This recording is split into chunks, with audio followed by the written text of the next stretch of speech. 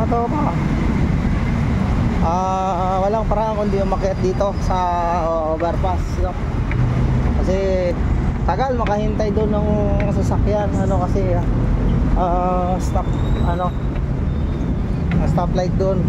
Makasakay ka lang kapag sa stoplight. So kailangan natin umakyat dito para makatawid doon sa kabila. So, kasi kanina pa ako nakatayo doon. Ayan, sa kabila. Yun. Gusto nyo magbabae na? Ha? Medyo hiningan agad ako. Konting ano lang, akyat lang. Yun.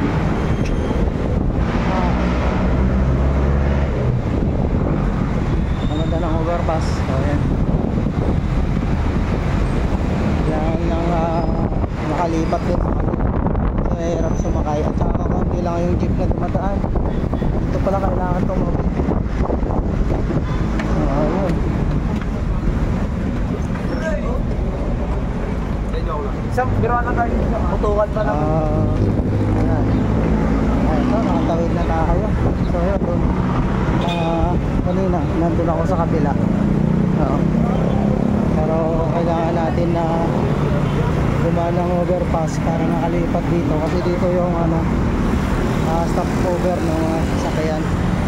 So dito tayo pwede makasakay ng papuntang Ingos. Yung katopa. Tingala ko doon Pure Gold Dasma pala dito. Nandito ako. So mag-aabang ako. Mag-jeep na lang ako kasi ano yun pambansang jeep ng Pilipinas. Masarap sumakay doon, no? Ayan, sa Letran lang. Yung katopa. Hanggang bayan. Marami pa lang dumadaan dito.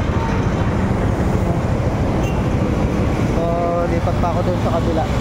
Sa unahan. Dito. Maganda dito.